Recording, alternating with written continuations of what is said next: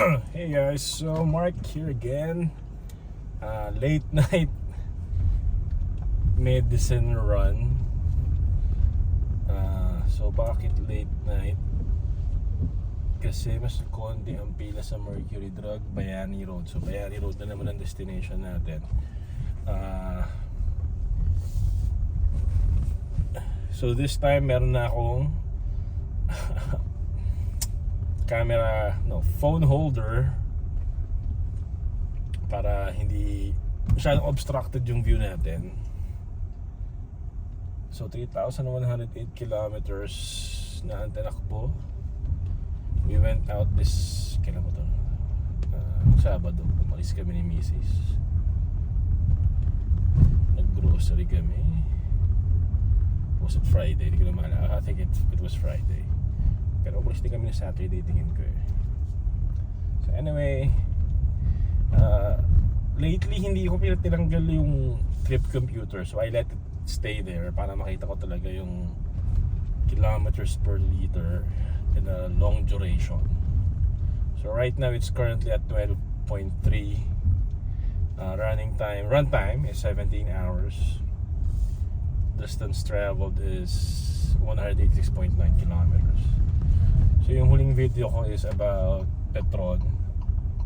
So talagang hindi ko talaga tinanggal yung trip computer. Grabe yung basura. May tao naman. Naghukay. Kaya pala nagpa-truck ng basura. So yeah, so 12.3 kilometers per liter, medyo mababa yun, di ba? Kasi pero city driving kasi tsaka matraffic talaga lately. So again, hindi natin masisi sasakyan sa ganung pagkakataon, pero the fact that it's 12.3 kilometers, it still is consuming, I think, a justifiable amount of fuel for the size of the car. Again, the Territory is a big car, it's a heavy car, I think, and 12.3 kilometers is good for me for a non-plug-in hybrid. Obviously the plug-in hybrid ones are going to consume, may patala yung truck, laki, nagmamadali.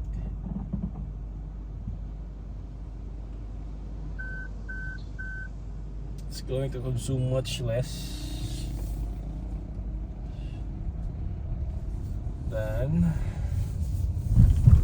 a standard hybrid. So the plug-in hybrids would most probably still be fuel efficient even if it's traffic. But again, I'll post the video of the thought process that the wife and I had nung bibili pa lang kami ng sasakyan. More in-depth posts regarding that. Ang laki ng truck. To give, those people who are in the market for a hybrid crossover not SUV, pero again, we also considered SUVs din naman.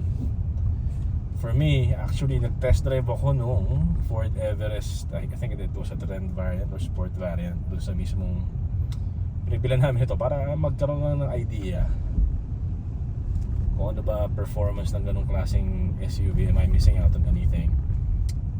Hindi naman, kasi tingin ko mas mabilis, mas smooth pa rin na ride ito kumpara sa SUV kasi parang kotse lang talaga. You're planted.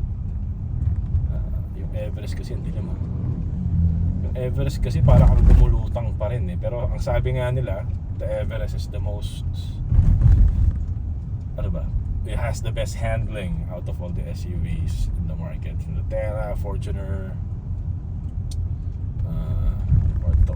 Montero, and the MU-X. Oops, lubak na dito guys, lubak na ng tagig. Sana maayos.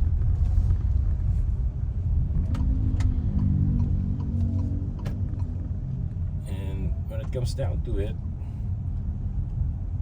did I miss a lot not going for an Everest trend kasi yun yung pinakamura na trend na Everest? I think not. We rarely I don't see the reason to why I should get a 7-seater SUV anyway right now, even though I have the Territory for a couple of months now. So I'll put a more in-depth video on the thought process that we used. Yeah. So outside of that, nasa C5 water fun na tayo. Sana nakukuha ng camera kasi medyo madilim yung tint namin. Oops, dilim kasi kuya. May enforcer ng ganitong oras. Kakaiba, may enforcer na yun, enforcer. Ewan ko na, sana kita. Kasi medyo low bright talaga yung tint na nilagay namin dito eh. Kasi nga mainit sa Pilipinas. The darker it is, the better heat dissipation. So now when it comes to the tint, no, so pangatlong tint na namin to. Nagpalagay, si Casa may libreng tint pero hindi talaga usable yung libreng tint ni Casa, mainit. Talagang pagos talaga yung init, no. Ouch. Oops, may nakap. Pagos yung init sa tint na galing Casa. So nagpakabit na lang din kami. Nung nagpa-PPF kami, may libreng tint nakasama. Medyo hindi namin nagustuhan pa rin yung performance nun. Nakalimutan ko contact.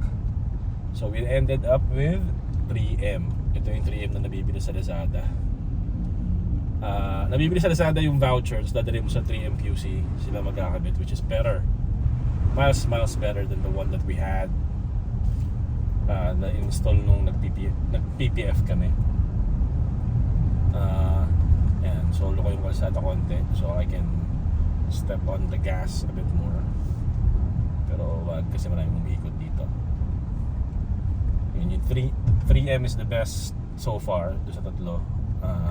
Nakapanghinahil lang dahil sayang nga naman ng pera.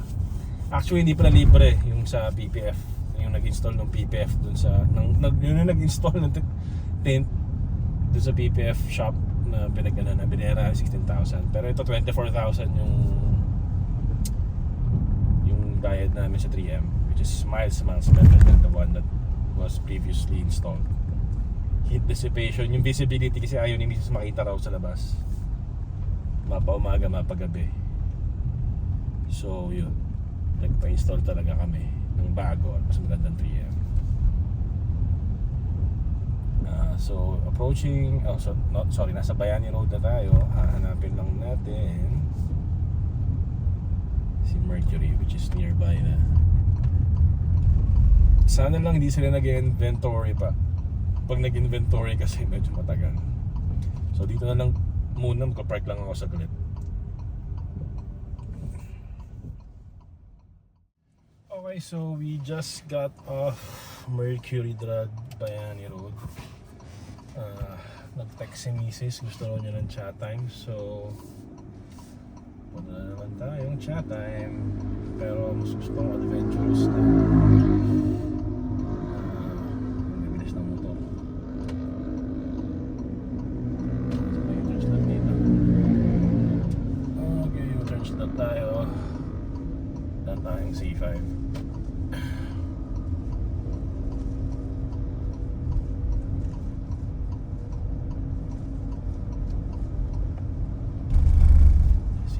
Tayo mag-U-turn. Sorry, so C5 tayo dadaan para makapuntang chat time.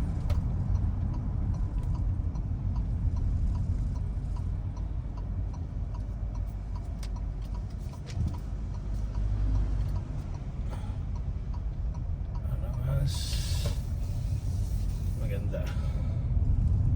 Yeah.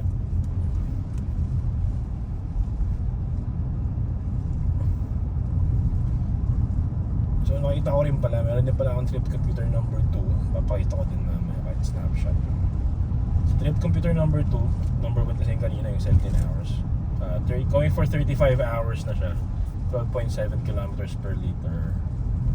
3,100. No. Ito pala, ito yung total.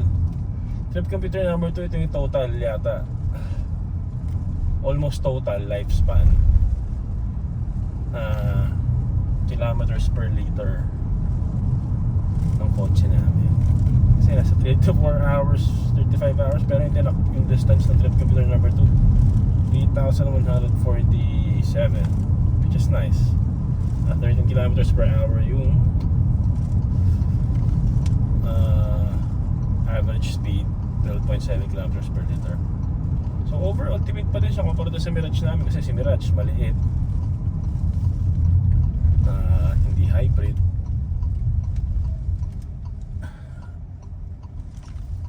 Pero yung konsumo nun, ang average namin dun, tingin ko nasa mga 10 lang, 10 kilometers per liter sa city. Ito 12.7, so almost buong lifespan niya. Not bad.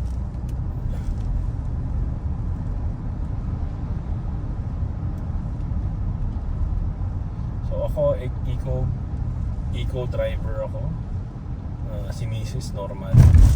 Mas magaan yung pa ako sa tingin ko. Saka hindi kasi ako mabilis mag-drive talaga. So tamang ano lang tayo. Tamang drive, relax driving mode lang. Bihira tayo tumakbo ng 100. Ano tayo dito? Oops. Yung lubak na yan pupuntang McKinley, binata pa ako, lubak na yan kasi dati nakabike ako to work. Masakit sa kalamnan pag dumadaan ka doon, pero no choice kami kasi pagsisingit kapag nakabike ka, diba?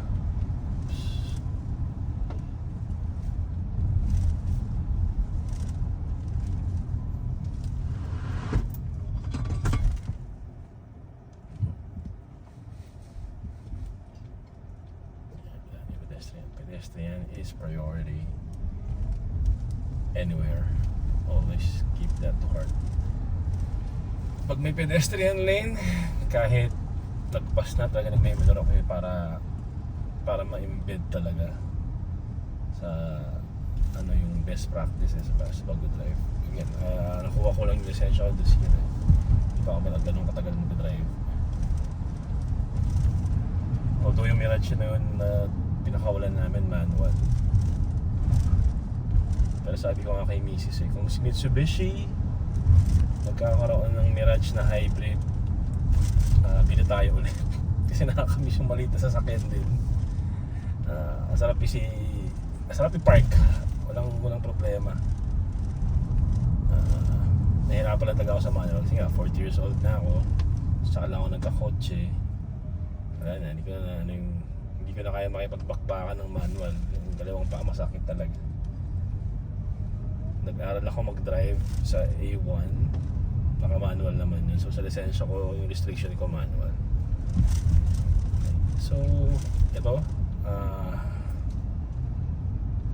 yung McKinley Village nga ba ang tawag. Kaya ko rin dinadaanan to dati. Nandito pa yung office namin sa McKinley West. The reason why C5 ko gusto dumaan kasi gusto ko medyo, actually hindi rin pala ako makakapagmadali kasi dyan lang yung Palar. Sa Palar ako dadaan papuntang chat time, yung gusto niya nila-request ni Mrs. Hindi rin pala, wala rin pala sa isa yung ginawa ko pag U-turn sa Bayani Road kasi hindi tayo makatakbo ng 100 dito. Mabilis-bilis lang din pala mabilis lang paliko na tayo eh. Palusong. Gusto ko nakikita nag-charge yung battery. Palusong. Ayun lang may nakaharang. Hindi tayo kasya dyan. Si tropa naman kasi humaharang. Tigil muna yung mundo natin. Pwede naman siya dito sa kaliwa sana, pero ano natin. Nagawa naman agad.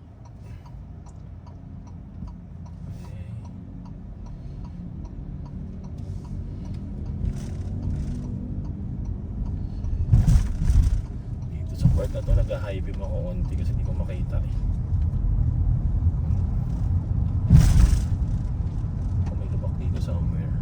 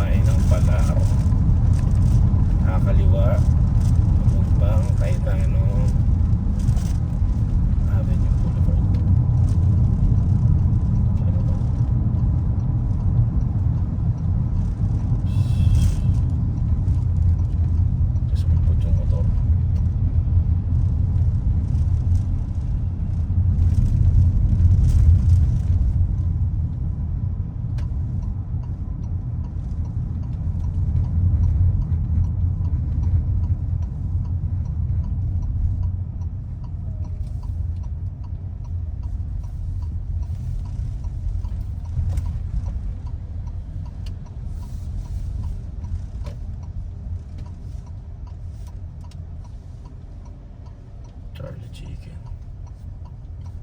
Oh, maganda yan. Okay, so balik tayo sa kotse.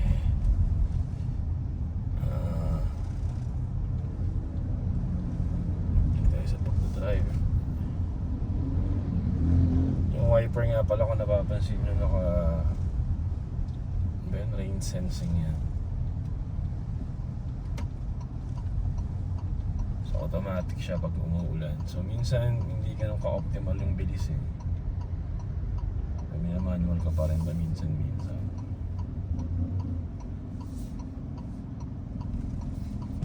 Ito yung ginagawang part.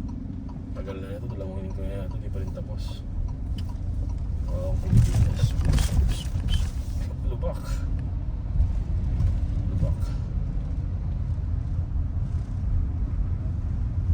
Tapos recently ko lang din na identify na kaya palang makita yung tire pressure sa instrument cluster. So papahangin na lang din ako siguro.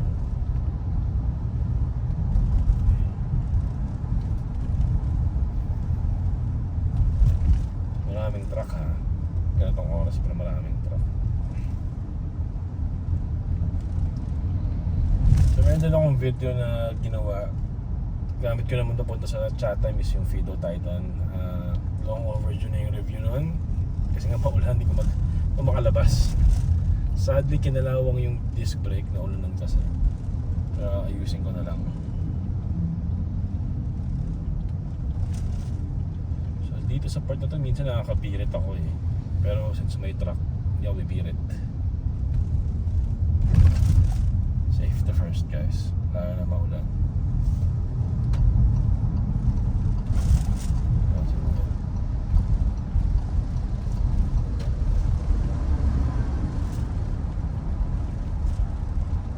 There's the ending, minor, kahit walang tao, para sure.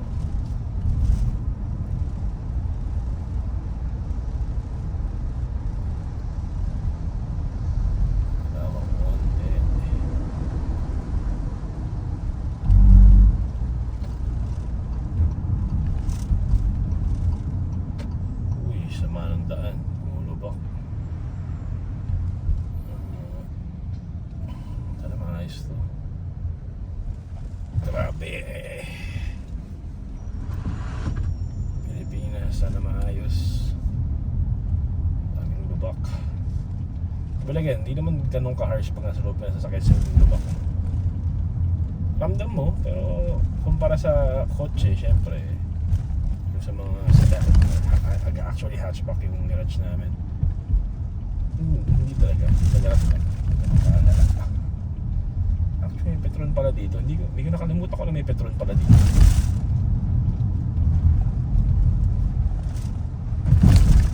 Oops. Ayan guys.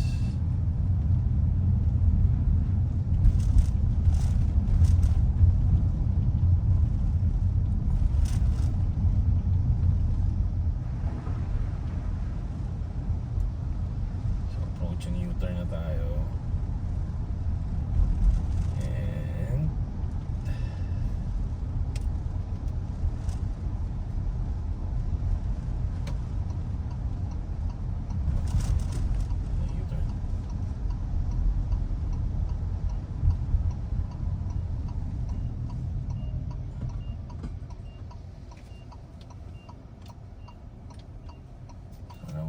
Na walang ilaw. Okay.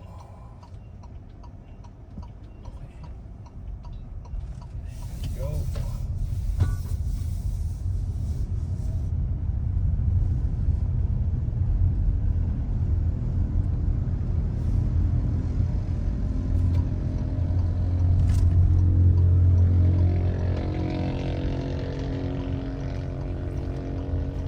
Chat time. Shell chat time.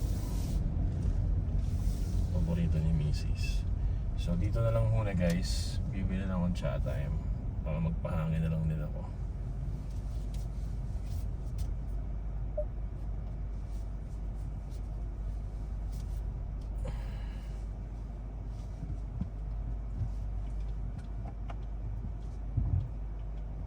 yung linya. Ito yung linya. Ito.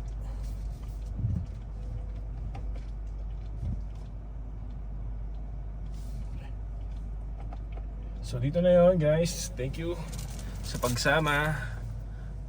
Hanggang sa